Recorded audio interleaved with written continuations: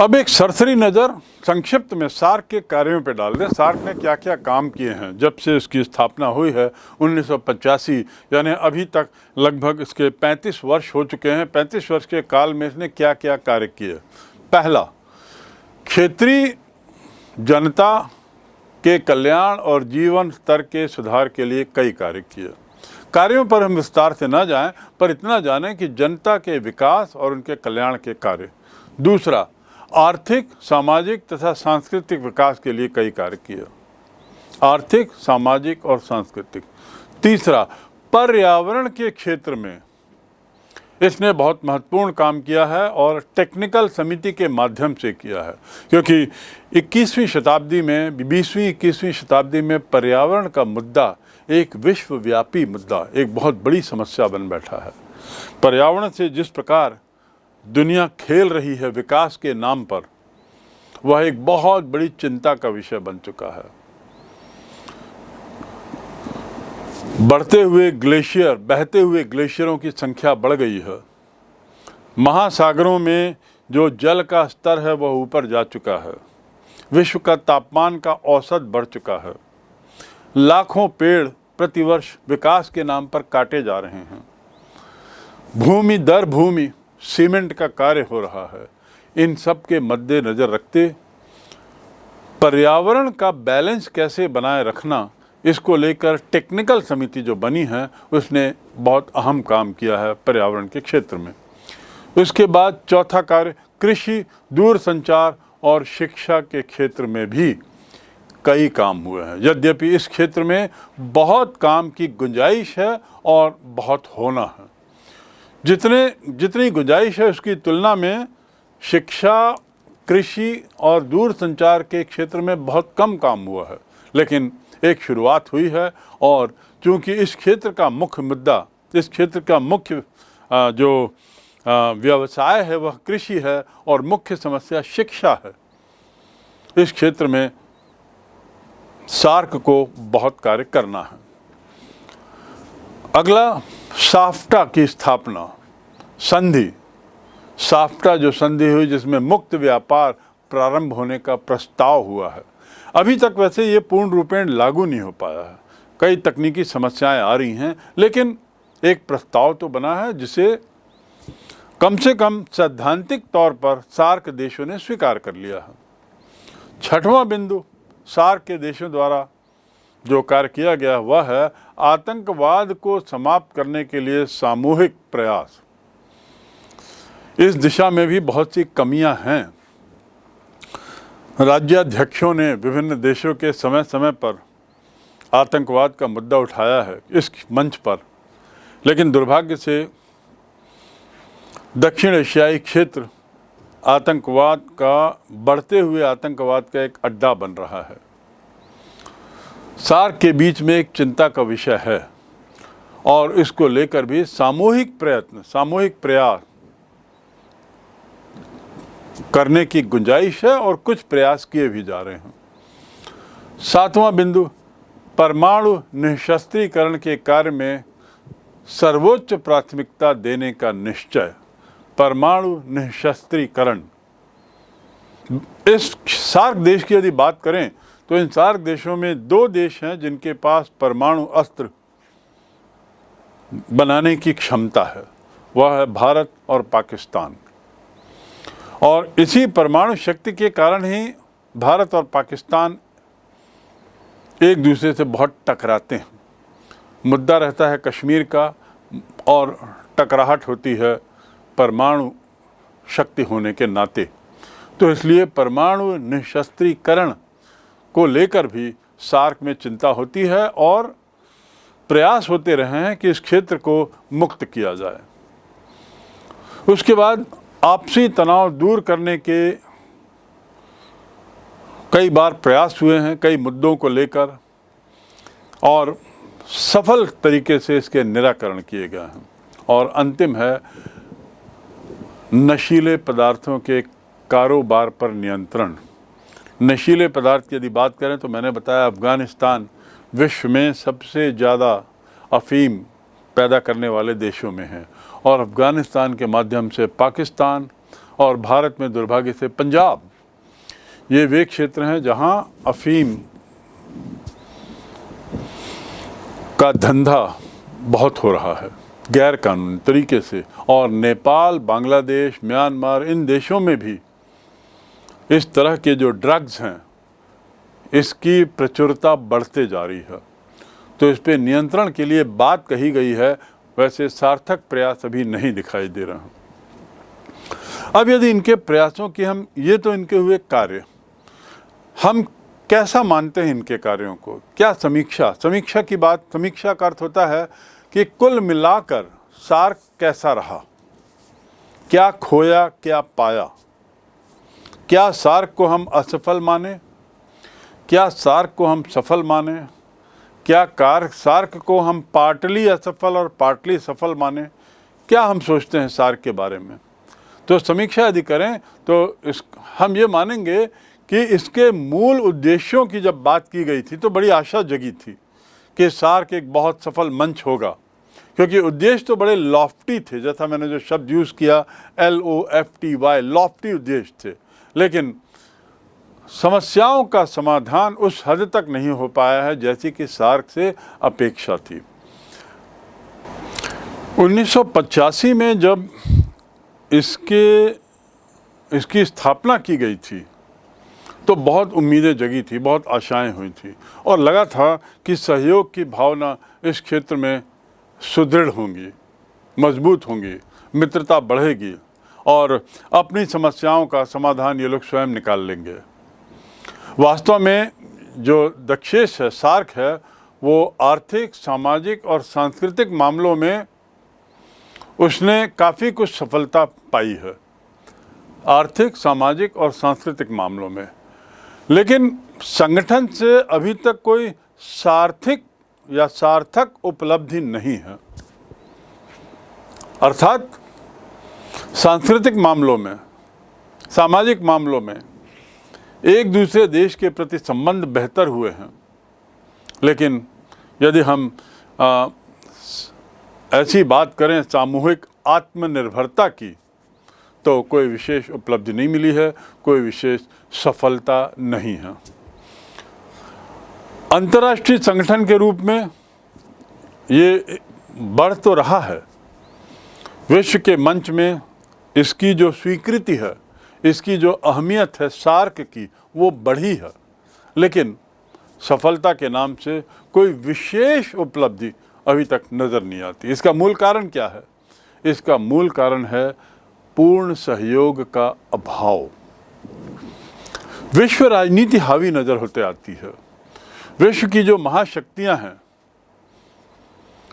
उनका दक्षिण एशियाई देशों के अंदर दखल, दक्षिण एशियाई देशों की राजनीति में उनकी रुचि ये सुनिश्चित कर रही है कि सार्क देशों के बीच में सहयोग पर्याप्त न रहे। तो दूसरे शब्दों में हम कह सकते हैं कि सार्क की सफलता का मुख्य कारण है पूर्ण सहयोग का अभाव। और पूर्ण सहयोग का अभाव क्यों? अंतर्राष्ट्रीय राजनीति। आज नेपाल को यदि देखा जाए तो नेपाल का झुकाव चीन की तरफ हो जाता है जब तब। अफगानिस्तान की समस्या बारंबार मैं उसका जिक्र कर चुका हूँ। उसके साथ ही पाकिस्तान अमेरिका की ओर झुका रहता है और बांग्लादेश जो है वो अभी भी कुछ नई दिशा खोज रहा है। बांग्लादेश अभी शुरुआत नहीं कर पाया है अपने को एक स्वतंत्र, सार्वभौमिक, एक मजबूत राष्ट्र के रूप में उसे अभी काफ़ी चलना है। पाकिस्तान और बांग्लादेश दोनों पूर्वी इस्लामिक राज्य की आर्थिक समिति, जो पूर्वी इस्लामिक राज्य की जो समिति बनी है, वो उसकी जो आर्थिक समिति की ओर देखते रहते हैं, वहाँ से मदद की अपेक्षा करते हैं। ऐसे में इतने विरोधाभास में सार्क को जीवित रखना, सार्क को सार्थक रखना और सार्क को मजबूती से आगे बढ़ाना ये एक बड़ा कठिन काम लग रहा है। इस पे सोचना होगा कि क्या सार्क देशों को अपनी नीतियों में परिवर्तन लाना है, क्या उनके लिए सार्क की अहमियत और बढ़ाई जा सकती है, आदि आदि। अगर सार्क को जनता के कल्याण और औद्योगिक विकास के लिए एकजुट होकर कार्य करना है तो उसे अपनी ये जो दूसरे महाशक्तियों के साथ की जो राजनीति है उससे दूर हटना होगा, और वही नहीं हो पा रहा है, क्योंकि चाहते हुए भी इन देशों पे ये महाशक्तियां बारंबार हावी होने का प्रयास करती हैं। सार्क को और मजबूत होना होगा, इनके राष्ट्राध्यक्षों को एकजुटता का परिचय देना होगा, ज़्यादा मजबूत बनना होगा, और तभी जाकर हम कह सकते हैं कि सार्क एक शक्तिशाली संगठन बन सकेगा। वर्तमान में सार्क बहुत कम क्षेत्र में सफल रहा है और सफल होने के लिए उसे बहुत चलना है। एक और सार्क की सफलता को लेकर जहां चिंता है, सार्क के अस्तित्व को लेकर जहां चिंता है, वहीं दूसरी ओर इस बात को भी नहीं निकाला जा सकता कि दक्षिण एशिया की शांति व सहयोग में सार्क का योगदान रहा है। दक्षिण एशिया की शांति और सहयोग में सार्क का योगदान, निश्चित रूप से सार्क ने अपने अंदरूनी ढांचे की कमजोरी के बावजूद सार्क देशों ने एक दूसरे के साथ परस्पर सहयोग करते हुए तनाव को कम करने में महत्वपूर्ण भूमिका निभाई है। एक दूसरे के नज़दीक आने का काम इसके माध्यम से ज़रूर हुआ है, तनाव निश्चित रूप से कम हुआ है। भारत और पाकिस्तान के बीच जो तनाव आया है, बारंबार सार्क की मदद से विश्वास बहाली के लिए कोशिश की जाती है। तो इस प्रकार हम कह सकते हैं कि एक दूसरे को नज़दीक लाने का कार्य सार्क ने कुछ हद तक करने में सफलता पाई है। दूसरा योगदान इसका यह है कि इस क्षेत्र के कारण थोड़े थोड़े अंतराल में जो बैठकें होती रहती हैं सार्क की, चाहे वो शिखर सम्मेलन के रूप में हो, चाहे विदेश मंत्रिपरिषद के सम्मेलन के रूप में हो, या उसके अलावा तकनीकी समितियों के माध्यम से लोगों की एक दूसरे से मुलाकात हो, तो ये जो लगातार थोड़े थोड़े गैप में जो बैठकें होती हैं उससे कई छोटे मोटे मतभेद मिटाने में बहुत सरलता हुई है, आसानी से सुलझे हैं, और एक तरह का अपनापन इन देशों के बीच में आया है। एक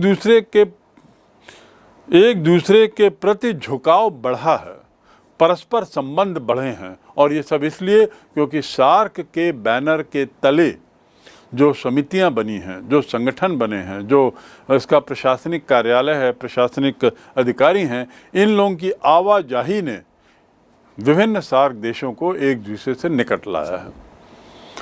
अगला बिंदु, इस क्षेत्र के देशों ने आपसी आर्थिक विकास और सामाजिक विकास के लिए जो आत्मनिर्भरता पर बल दिया, उस आत्मनिर्भरता के पर बल का परिणाम ये हुआ कि विदेश की ओर ताकना इन देशों का थोड़ा कम हो गया है।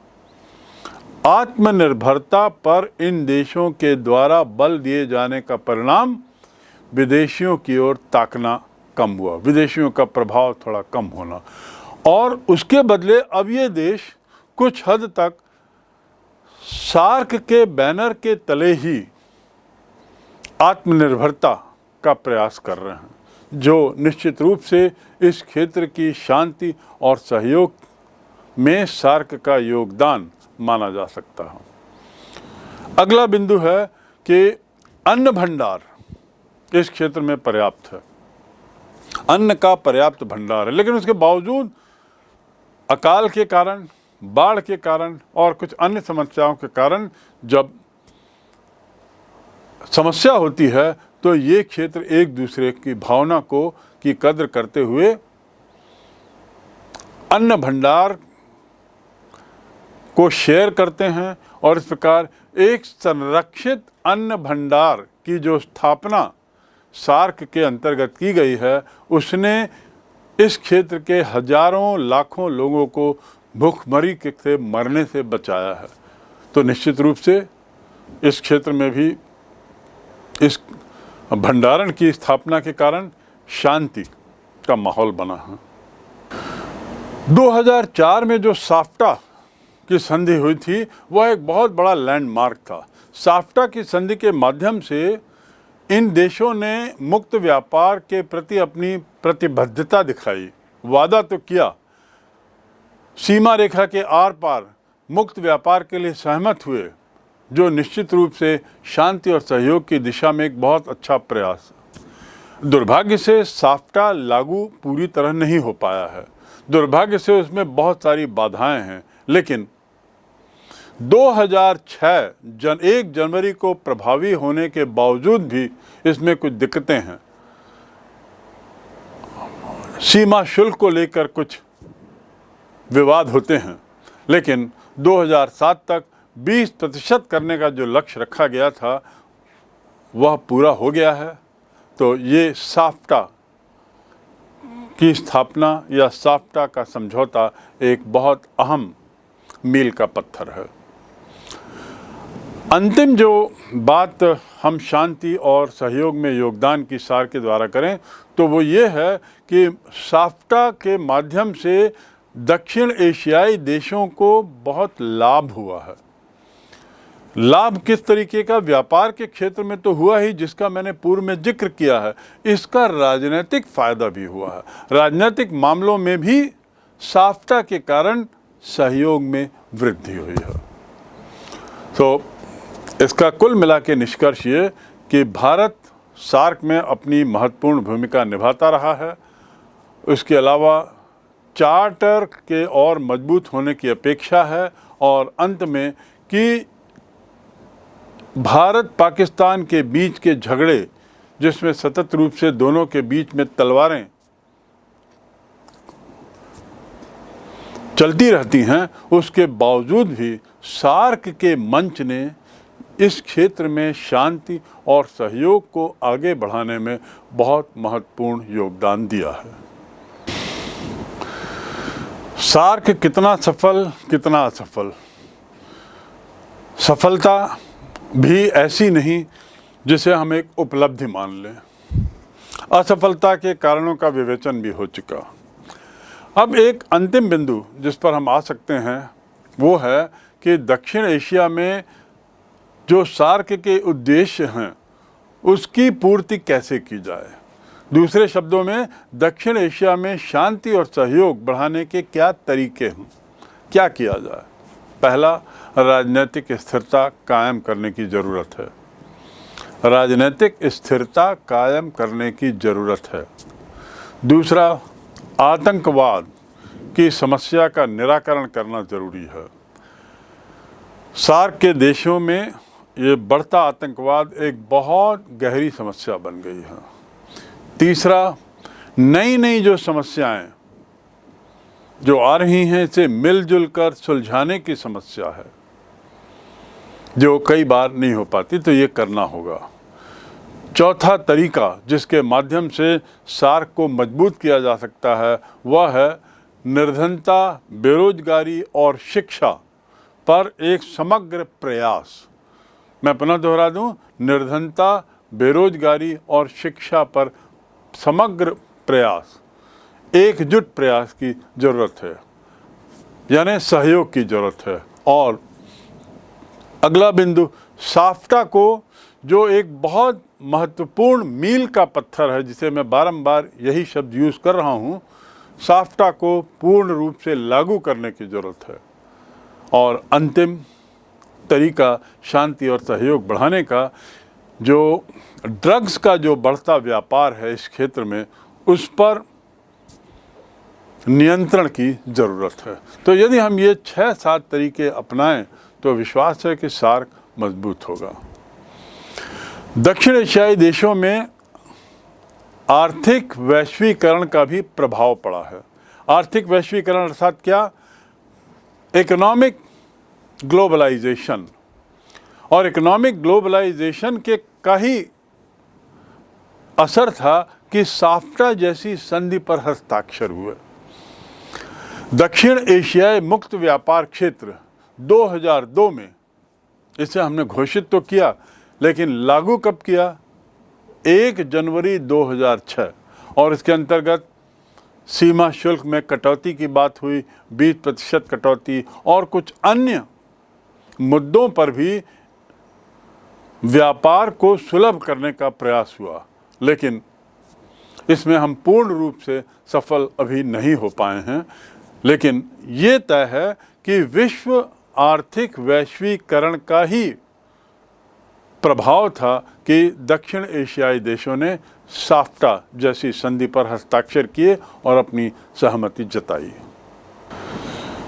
शांति और सहयोग दक्षिण एशिया में बढ़ने के प्रयासों में महाशक्तियों का दखल एक चिंता का विषय है। इस क्षेत्र में चीन और उसके बाद अमेरिका, इन लोगों का प्रभाव दोनों का बढ़ते जा रहा है। चीन नेपाल के साथ उसकी समस्याएं हैं या नेपाल के साथ समस्याओं का निराकरण कर रहा है। अफ़गानिस्तान के साथ उसने कुछ नए तरीके अख्तियार किए हैं। पाकिस्तान अमेरिका की ओर है। तो इस प्रकार इन लोगों का बढ़ता जो प्रभाव है वो एक चिंता का विषय है। अमेरिका में शीत युद्ध के बाद भारत और पाकिस्तान, उनके संबंध काफ़ी बेहतर हुए, लेकिन दुर्भाग्य से हथियारों के बाजार के रूप में अमेरिका द्वारा इस क्षेत्र को देखा जाता है और इसलिए शांति और सुरक्षा यहाँ पर उसका संबंध अमेरिका से कुछ हद तक, काफ़ी हद तक जुड़ा हुआ है। अमेरिकी हित जो इस क्षेत्र को अपने हथियारों का बाजार समझता है और सार्क का हित एक दूसरे से टकरा रहे हैं। पिछले 10 वर्षों में वैसे भारत और चीन के संबंध तो बेहतर हुए हैं, लेकिन सीमा विवाद को लेकर और व्यापार को लेकर दोनों देशों के बीच में जब तब तनातनी होती रही है।